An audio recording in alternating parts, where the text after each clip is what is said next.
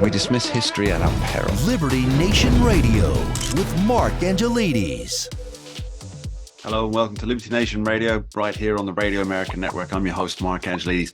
On today's special show, we'll be discussing VP Harris's VP choice, why Wall Street is panicking, and the tinderbox Middle East. It's going to be quite the show. With Minnesota Governor Tim Walz on the Democratic ticket alongside Kamala Harris, what does this mean for the Democratic Party? And is it a big win for Harris herself? Well, to figure all this out, we're joined by Liberty Nation senior political analyst, Mr. Tim Donner. Thanks for being here, Tim. Always a pleasure, Mark.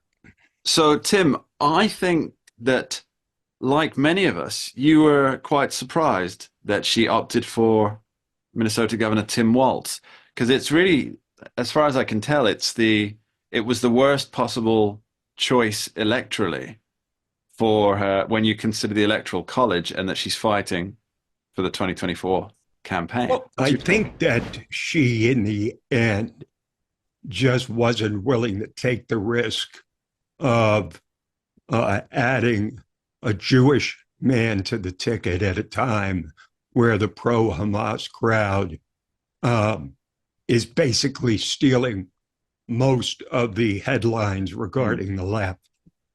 She just didn't quite get past the idea that he's pro-fracking, that he's pro-Israel, on top of the fact of being Jewish. And of course, it raises the question of whether it was rank anti-Semitism, which is just spreading through the Democratic Party like a virus, whether that was the reason. But for whatever reason, she didn't pick Josh Shapiro. But what was the most shocking to me is that, Walz may have been sixth on a six-person list maybe a week or even a few days ago. So I didn't know that much about him.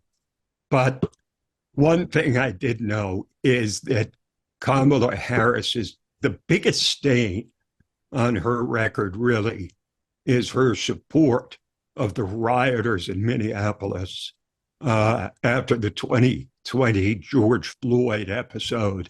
And at the time, it seemed like a good idea. She raised money to release violent criminals who had helped to burn down the city of Minneapolis. Turns out, as the governor of Minnesota, that Tim Walz did nothing for 3 days as the capital of his state burned. So you'd think that the last thing that Kamala Harris would want to do is to revisit the summer of 2020, which now, of course, takes on an entirely different context now that we know that Black Lives Matter is what it is, a Marxist organization looking to tear down the entire system of government. So what this does now is doesn't give her credentials in the center at all. She has eschewed a moderate option and gone full on hard left.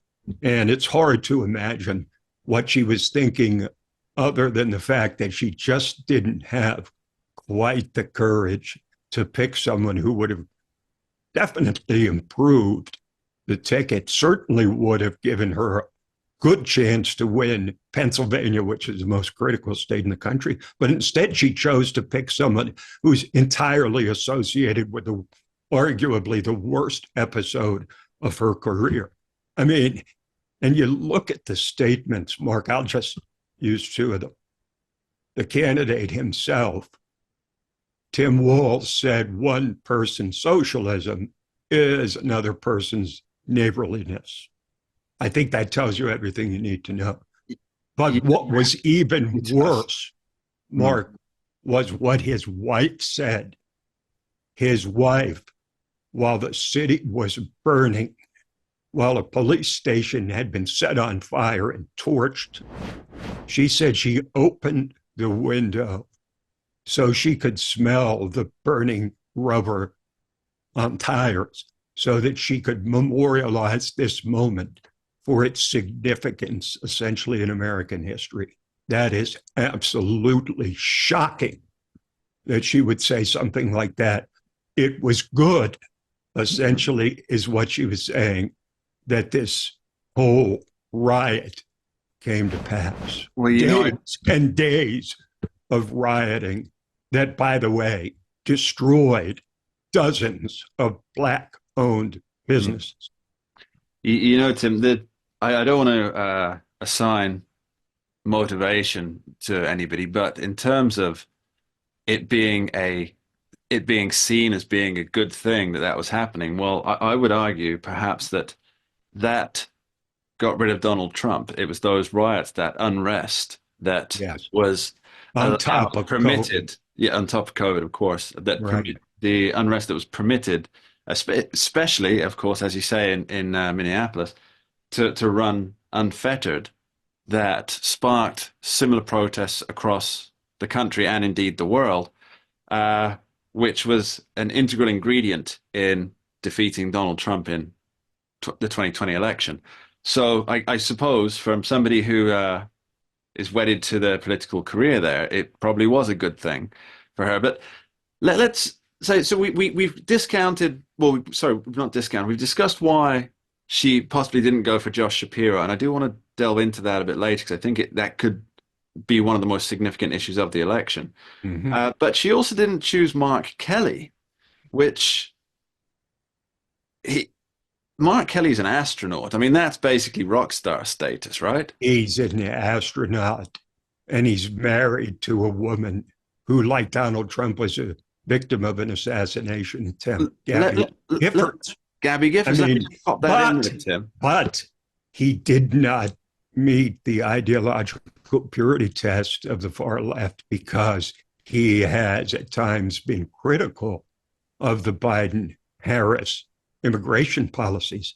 So the left also tore Mark Kelly down, just like they tore down Josh Shapiro. We should point out they called him genocide Josh. Yeah.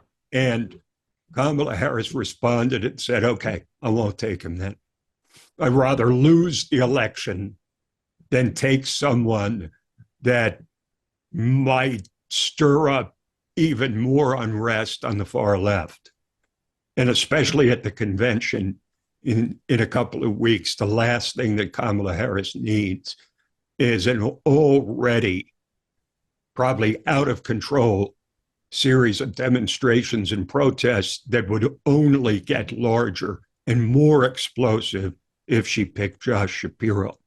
I mean, there's just no question. And look, another thing is, and John Fetterman, who is a lot of things, but one of them is starkly honest for a politician.